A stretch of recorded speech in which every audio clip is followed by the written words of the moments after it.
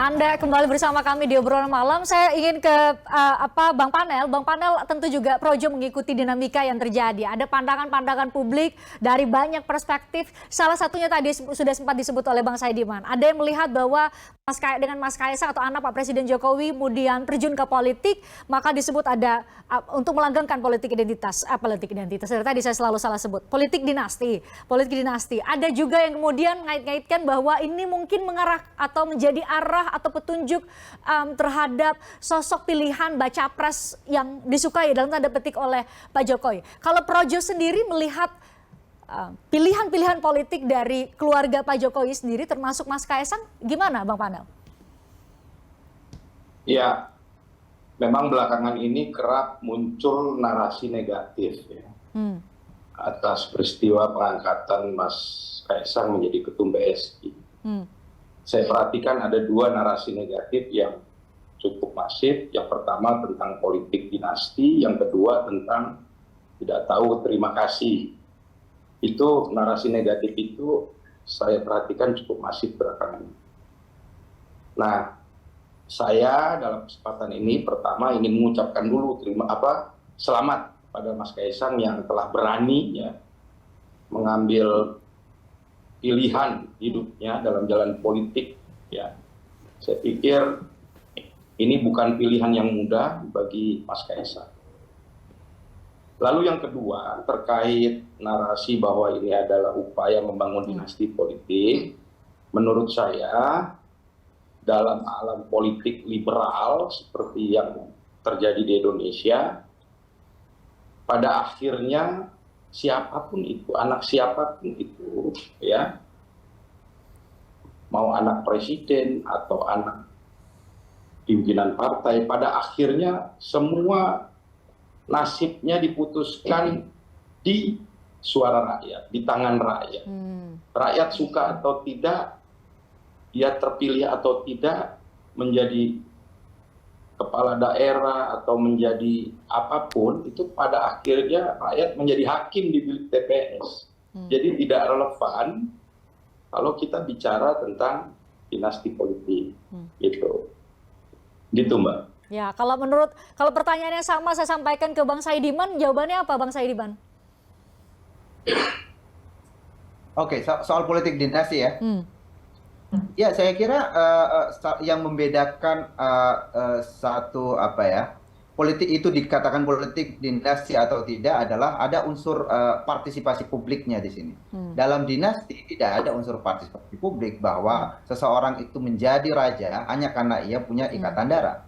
Tetapi dalam sistem demokrasi, kalaupun Anda punya ikatan darah, publiklah yang menentukan apakah Anda layak menduduki jabatan publik itu atau tidak. Gitu. Jadi yang membuat keterlibatan anak-anak politisi, anak ketua partai, anak presiden sekalipun, apakah ketika ia terjun ke dalam politik itu kita bisa sebut sebagai politik dinasti atau tidak, jika sistemnya tidak melibatkan publik secara umum. Ini kan tawaran saja. Akan menjadi jauh lebih bermasalah kalau kemudian hanya karena ia anak seorang presiden, karena ia anak seorang pejabat publik, kemudian hak-haknya untuk terlibat di dalam demokrasi, di dalam politik kemudian dibatasi. Itu jauh lebih berbahaya daripada kita menganggap bahwa keterlibatan itu sebagai bentuk politik dinasti. Yang penting adalah, yang harus diwaspadai adalah sejauh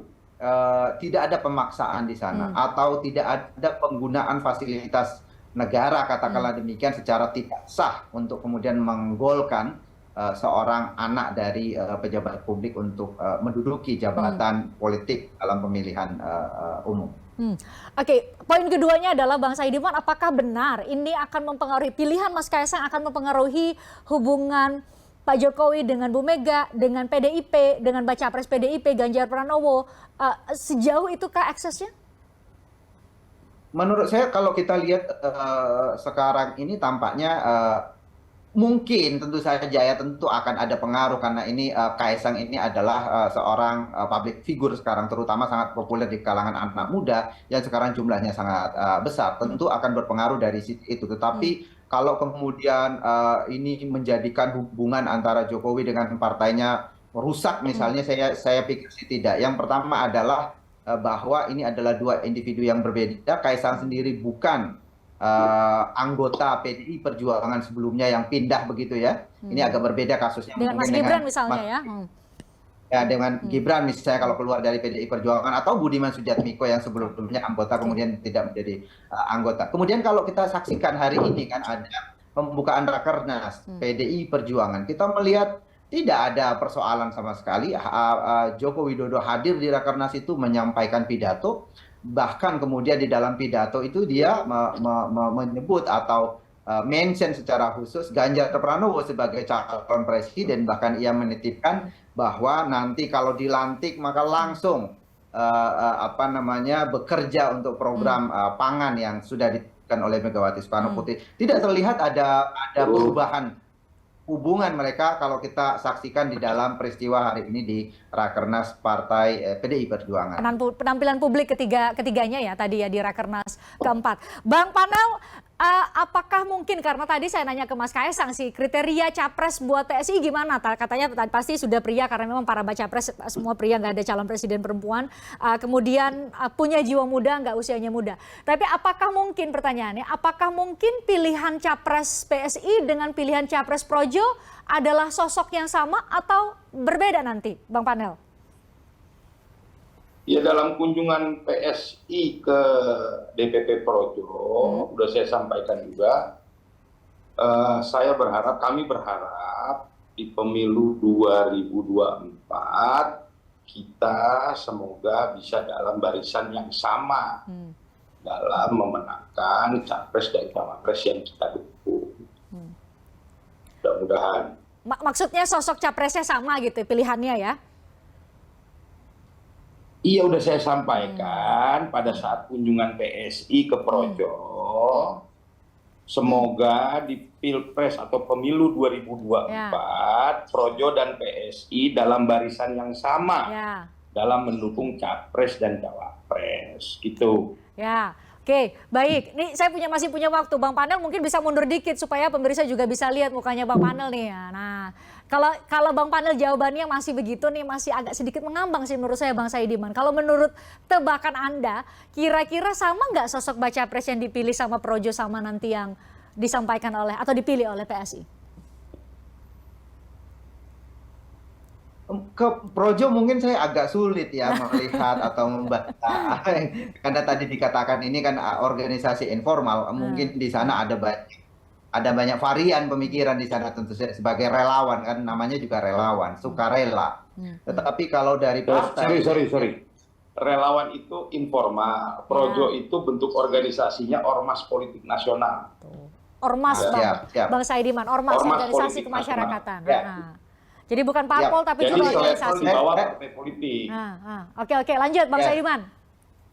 Tapi ormas sekalipun agak susah dibaca, sama dengan membaca arah politik NU. Di dalamnya banyak sekali faksi, tentu saja ada banyak sekali pikiran.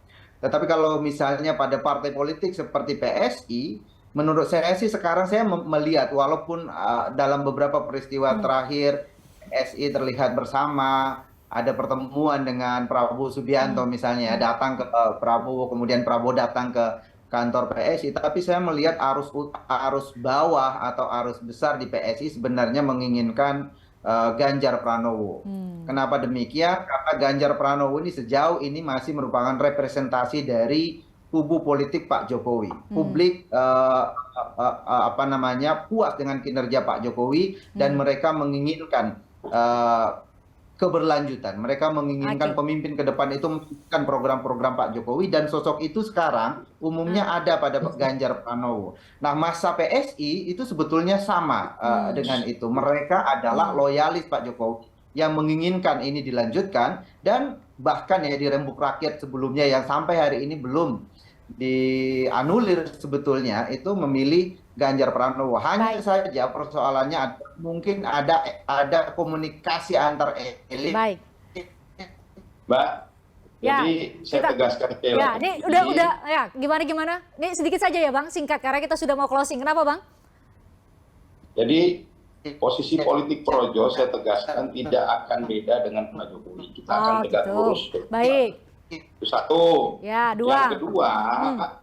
Yang kedua, teman-teman PSI itu pasang ribuan spanduk di Jakarta pada saat ketua umum kami diangkat jadi Kominfo. Artinya? Itu isinya PSI adalah projo.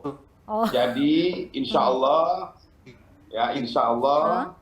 projo dan PSI akan ada dalam barisan yang sama dalam Pilpres 2024. Bisa jadi berarti baca pres yang didukung adalah sosok yang sama. Siapa baca pres yang didukung? Waktu yang akan menjawab. Kata Mas Kaisang tadi, ngulang lagi apa kata-kata Pak Jokowi, ojo ke susu, nanti tunggu aja waktunya. Bang Panel, terima kasih. Bang Saidiman, terima kasih sudah hadir bersama kami untuk ngobrol di obrolan malam edisi kali ini.